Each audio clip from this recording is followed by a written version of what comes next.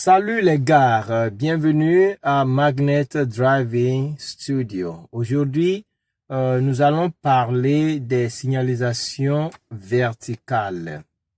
Les signalisations verticales sont des dispositifs qui réglementent, ce sont des dispositifs qui réglementent la circulation routière. Il y en a quatre grandes familles de panneaux de signalisation, dont les panneaux d'obligation. Ils forment ou bien ils ont une forme en cercle avec fond bleu et un pictogramme ou un dessin blanc à l'intérieur. Les panneaux de fin d'obligation, les panneaux de fin d'obligation sont sont dans la famille des panneaux d'obligation. Donc, les panneaux de fin d'obligation sont les mêmes panneaux d'obligation barrés de rouge. Nous avons les panneaux d'interdiction. Les panneaux d'interdiction qui sont la deuxième famille. Ils sont en cercle ou bien ils représentent un cercle rouge diagonalement barré avec un fond blanc et un pictogramme. Et dans leur sous-groupe, vous allez trouver les panneaux de fin d'interdiction. Donc, après une interdiction, vous allez trouver un panneau qui met fin à cette interdiction. Et nous avons les panneaux de danger de forme triangulaire.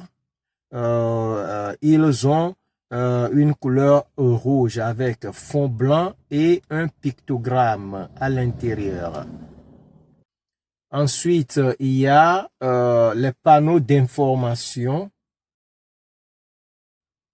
Il y a les panneaux d'information qui donnent des informations complémentaires pour faciliter la navigation des usagers. OK? Et il y a d'autres petits groupes de panneaux comme les panneaux de direction qui renseignent sur les lieux ou villes. Donc, quand vous conduisez, vous allez rencontrer tous ces panneaux. Donc, suivez leurs instructions, appliquez les règles que ces panneaux vous posent pour ne pas causer des accidents ou bien pour ne pas attirer des infractions routières. D'accord? Il y a aussi des panneaux d'indication de forme carrée. Ils sont toujours situés près de ce que, ou bien ils sont toujours situés près de ce qu'ils indiquent. La présence d'une impasse, d'une traversée de tramway, d'un passage piéton ou l'entrée d'une autoroute. Et ces panneaux peuvent être complétés par un panonceau précisant la distance à laquelle se trouve ce qui est indiqué ou le type d'usager de la route auquel le panneau s'applique. OK? Et il y a aussi une chose qui confond, c'est par rapport aux panneaux d'interdiction. Il y a deux panneaux. Le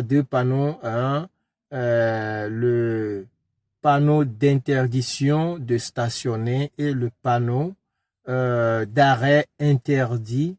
Ces deux panneaux se ressemblent et ont l'habitude de mettre une confusion dans la tête des gens.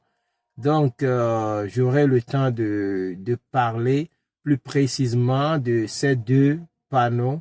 Donc, devant ces panneaux, qu'est-ce qu'il y a lieu de faire ou ne pas faire? Car ces deux panneaux sont dans le groupe des panneaux d'interdiction, mais leur couleur est différente aux autres. Donc, le panneau d'interdiction de stationner et le panneau d'arrêt interdit euh, ont un fond bleu avec, ils sont de forme en cercle, ils représentent un cercle avec fond bleu et une bordure rouge. Et l'un est barré par une ligne diagonale et l'autre par une croix rouge. Donc, nous allons plus tard entrer dans ces détails. Ensuite, je vais vous donner après quelques images de ces panneaux pour que vous puissiez avoir une idée sur ces panneaux et devant ces panneaux, qu'est-ce qu'il faut faire ou ne pas faire. D'accord? Et je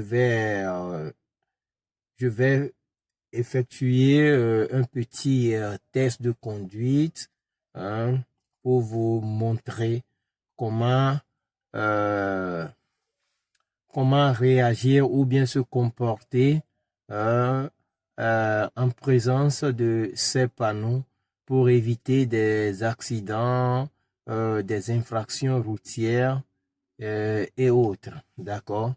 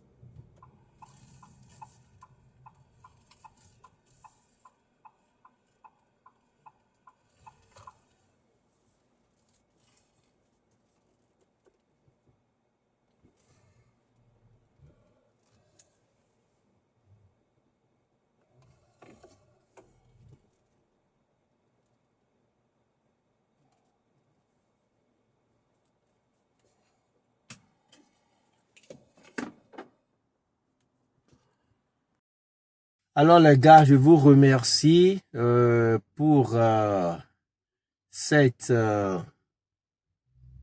petite vidéo. Je vous remercie. Tous ceux-là qui n'ont pas ou bien qui ne se sont pas abonnés, faites-le. Et n'oubliez pas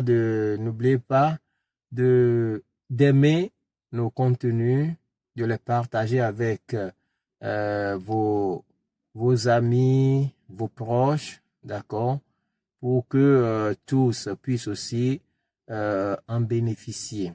N'oubliez pas aussi de donner vos avis dans les commentaires. Et il y a aussi la partie quiz qui est intéressante. Là-bas, vous aurez quelques questions, ok, pour vous mettre à l'épreuve. Merci les gars et à la prochaine.